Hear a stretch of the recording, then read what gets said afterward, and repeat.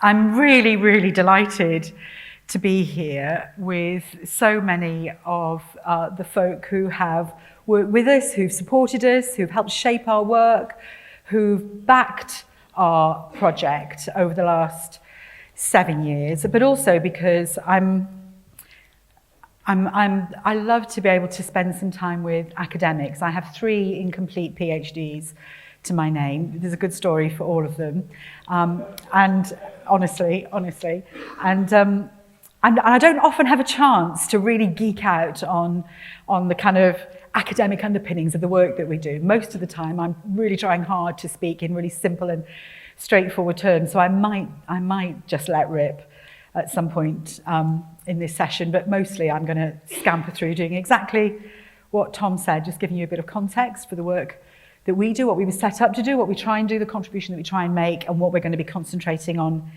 this year. Now let's see if the tech works. Yay. So as Tom said, I'm Chief Exec of the Food, Farming and Countryside Commission. We were set up in 2017 by a steering group of business, NGO, civil society leaders who recognised that the Brexit vote was going to change everything for food, for farming, and for the environment, and really wanted to show some leadership in shaping what the new version of the future could look like. Initially, they asked the government to set up a government commission. The government declined, and they thought that was the wrong answer, so they approached an independent charitable foundation, the Esme Fairbairn Foundation, who agreed to fund an independent inquiry if we could find the right structures to do it. So I was appointed to run it, but we are led by a brilliantly authoritative and committed group of commissioners, leaders in their own fields, who come from farming, from food businesses, from civil society, economics, green groups. It's 15 of them, and they really do help us shape and lead the work that we do. We're also supported by a brilliant gang of academic leaders who both contribute their expertise, but also help us make sure that the work that we do is robust. We recognise that we are in an ecosystem of organisations that is already very busy, already doing things, and doing things incredibly effectively. So we're always careful to think about what is it that we do? What is the space available for us to make our contribution? And there are a couple of things, I think, that we've landed on. The first is that we bring critical systems principles into our work, by which I mean we think across the whole system of food, of farming, of the environment, of climate, nature, of health, trade, justice, and so on. But we also pay attention to issues of power and voice and justice. I don't know if you've noticed this, I smile wryly when I see some folk talk about systems and just fail to talk about the political economy of food. I think that's a huge gap in the discourse that we're operating in, and we work quite hard to shine a little bit of a light on that. We're also absolute passionate action researchers.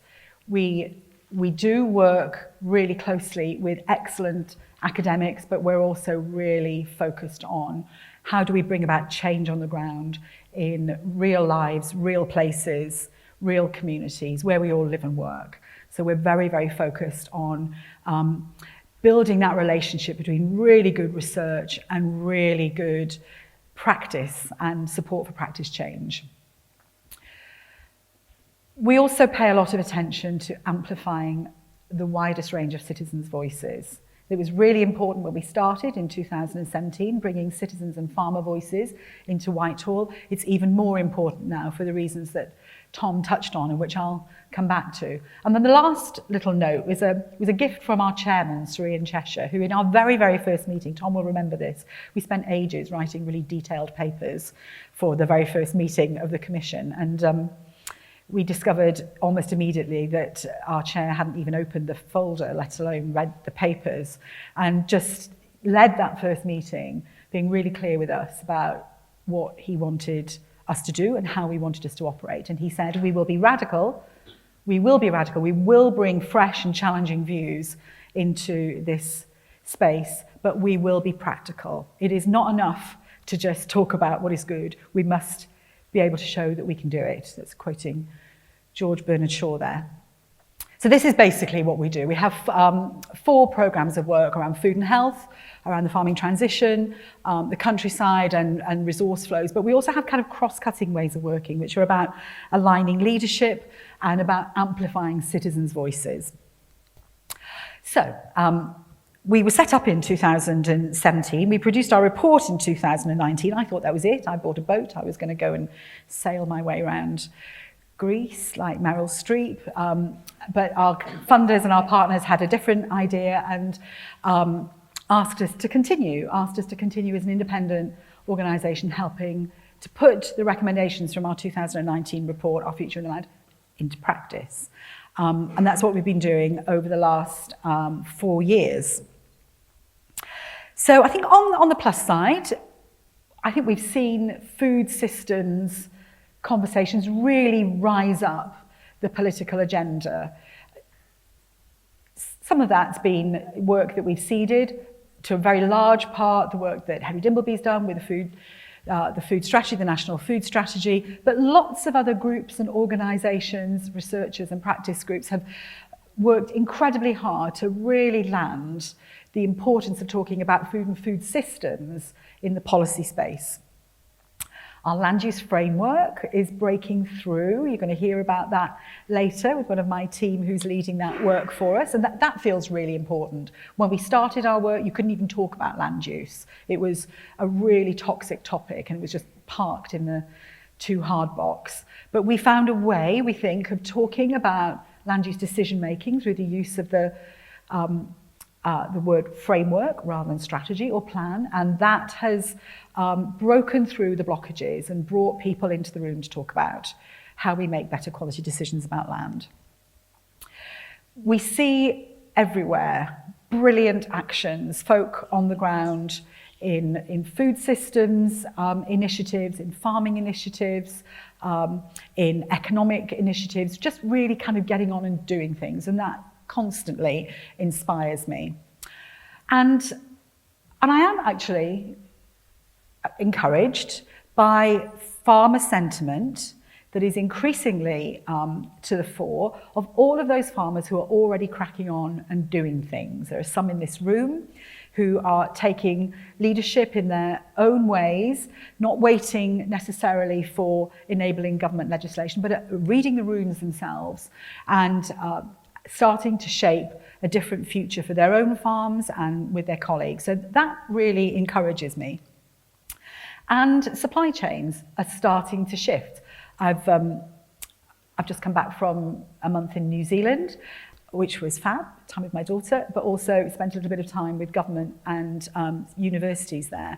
And in a conversation with the chief scientist about their strategy for agriculture for the future, he was describing the shift to regenerative agriculture. They're going to focus on a national strategy for regenerative agriculture. And I said, well, this is good. And he said, well, yes, it's the right thing to do, but our customers insist on it. And your citizens are calling for it. And he said, no, they're not our customers. Our customers are Nestle and Danone. And they require us to shift to regenerative practices because that helps them meet their obligations. So there's a lot to debate about that. I'm sure we can, but I'm reasonably positive about that. In the other column, it is still incredibly turbulent, incredibly uncertain, incredibly complex times. I don't need to rehearse again the range of complexity that we're facing, from geopolitics, through climate change, through biodiversity crash, through rising inequalities and social unrest. And populist politics is really making hay in that context. And we're having to work, I think, increasingly hard to confront the kind of simplifying, polarizing populism that toxifies our public discourse. And of course, as Angelina mentioned right at the start, farmer sentiment is also rising in a way that is not particularly helpful. We see riots in Europe, and where I farm in Wales, there's been a whole series of demonstrations in the last few weeks alone, where farmers have demonstrated their frustration, their anxiety, their distress about not really knowing what the future holds for them. But I'm going to come back to that. We have incredibly misaligned policy levers. So on the one hand, conversations about food systems are rising up the agenda, but on the other hand, they're still really siloed, and they're siloed actually both in politics, but also, if we're honest with ourselves, in the academy too. Different activist groups, different researchers, different academics choose to focus with great depth and detail on particular aspects, things that they particularly care about, but that can often add up to something that is pulling against each other, not necessarily aligning effectively together. And where supply chains are working more helpfully in some parts of the system, in others they're increasingly rigid and resisting change, and they are ensuring through their lobbying power that they are slowing the pace of change.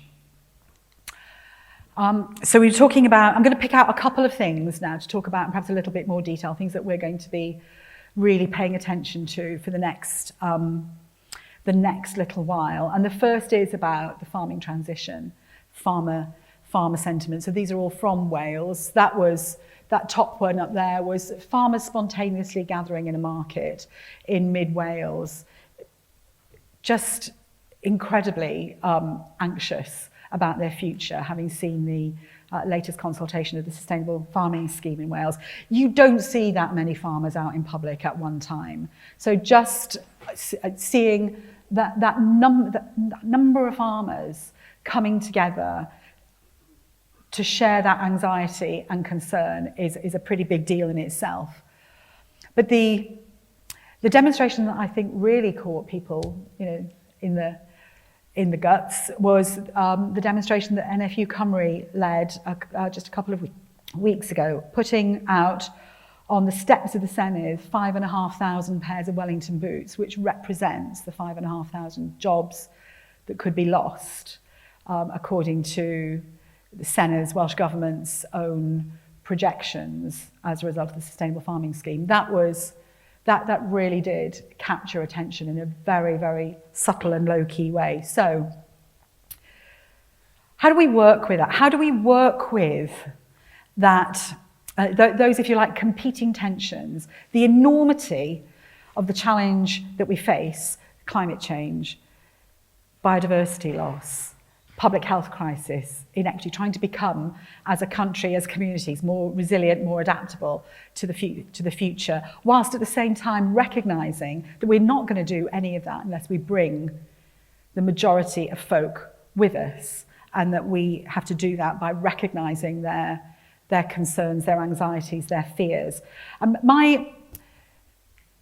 I go back so often to the change equation, which many of you in the room may already know. This has been around since 1955. It's not new, it's not rocket science, but I find it a really useful device, metaphor for really checking my understanding and my appreciation of what the particular challenge is. So the change equation is essentially D times V times M has to be greater than P and C. And D is the dissatisfaction with the current state. V is a more compelling version of the future that we can start walking towards. M is the means or the method or the pathway of getting there, and all of that has to be greater than the pain or the cost of change. Otherwise, you just get massive resistance to change. But the key for me is to recognise that it's a multiplier in between those big letters. And that multiplier means that if there's a zero or a low value in one of those, you have nothing. You have no energy to shift. And so I note very often that we spend a lot of time concentrating on one or two of those dimensions.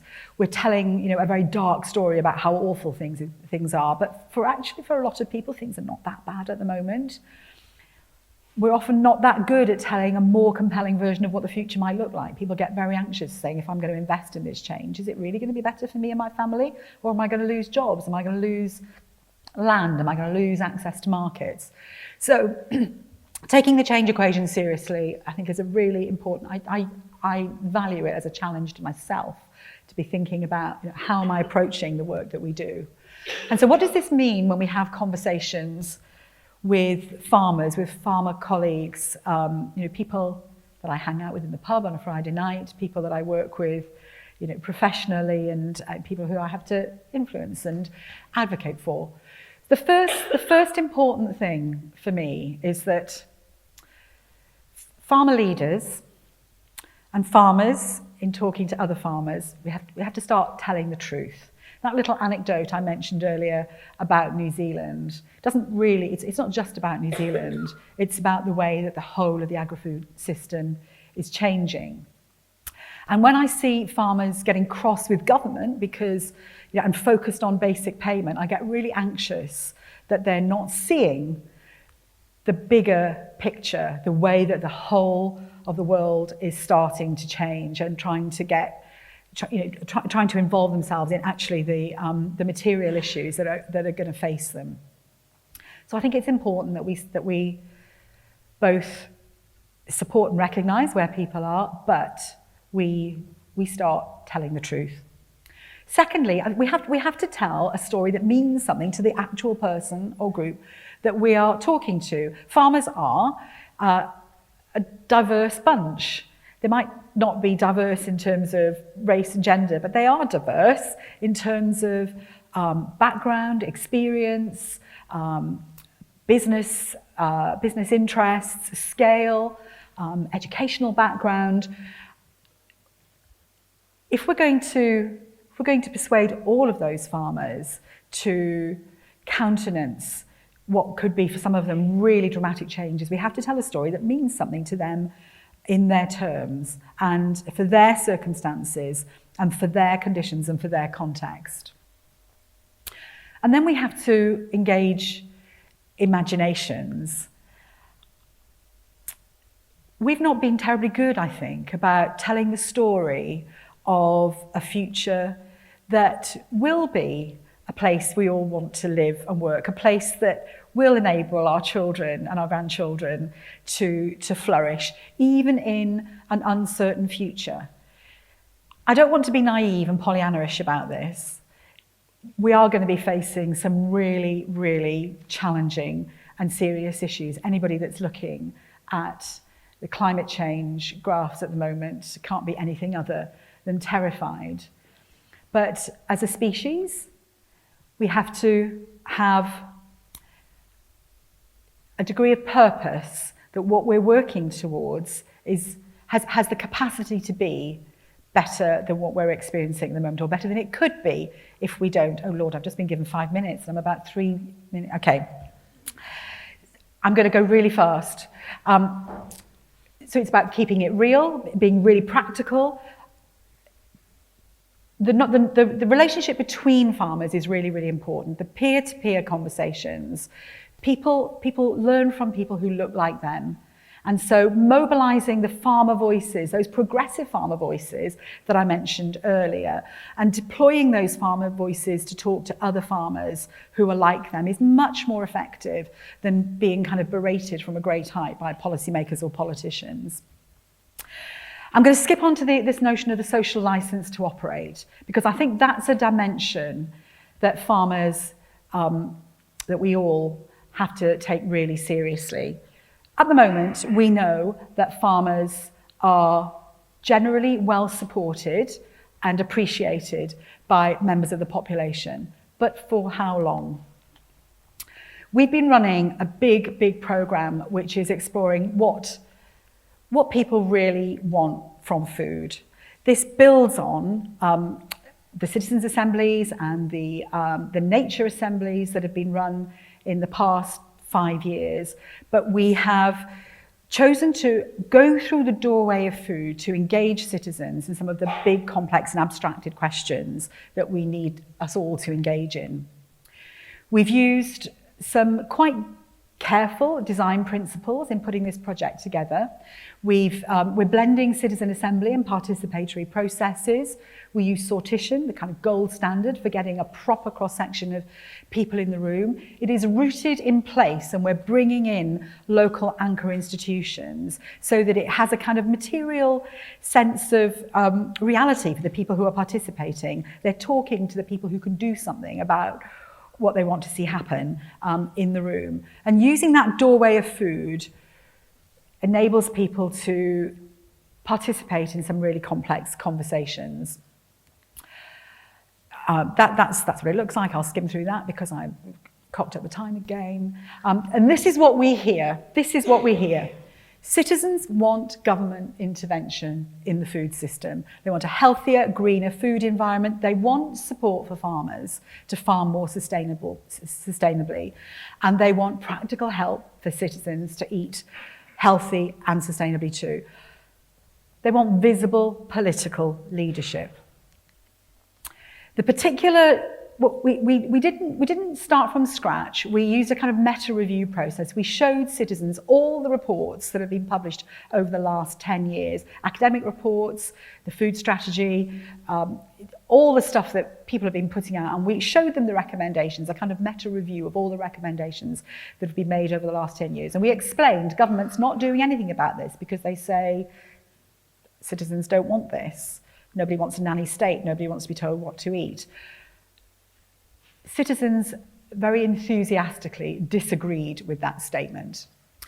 They want government to act, and they are incredibly thoughtful and imaginative and considered about the kinds of policies that they expect government to support. So they want investment for an agroecological shift.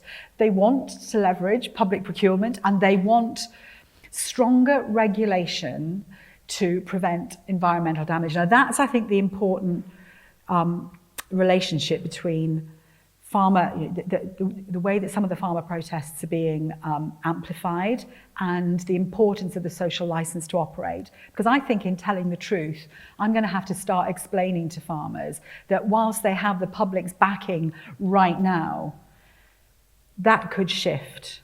It could shift if we talked more about the level of pollution in waterways, the damage to soils, what is being farmed that's going straight into ultra-processed foods or beer and pet food or animal feeds. The social license to operate, I think, has the potential to be much more fragile. And that, I think, is part of telling the truth to farmers. The most important thing for me about the project, and we're continuing this now over the next year right across the country, citizens are not just telling us about the food system they want, they're telling us about the country that they want.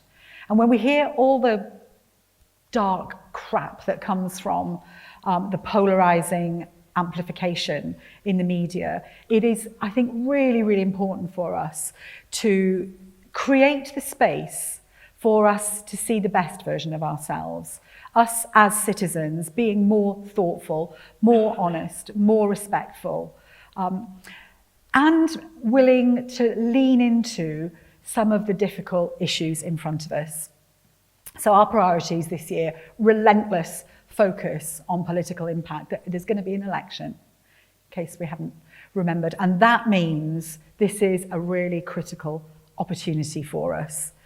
So our whole focus is about aligning visible leadership wherever it shows up, in business, in politics, in NGOs, in citizens groups, and at grassroots level. We are going to ally with others to create that sense of an unstoppable movement for change.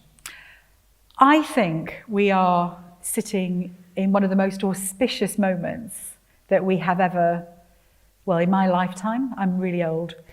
I think we're sitting in a very auspicious moment, and I think the opportunity is there for us as part of that aligned movement to really seize the day and make the contribution that we can uniquely make.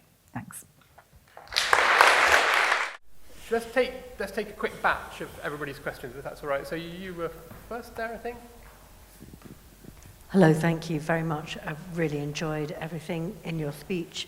I suppose what I wonder about is the role of media in telling the story, the role of broadcast, and how it would be possible for farmers, instead of feeling beleaguered, to feel really like they were leading on this challenge to net zero, could have more of a heroic role. Yeah. Can you hold, just sort of take a bundle of three maybe. Who else had a microphone? Anybody got a microphone over there? Jez, you had one, and Nigel, I saw you had a hand up. You'll just shout, Nigel, quick. Yeah, Sue, thank you very much. And really shout for the back, thanks. Sue, that was excellent.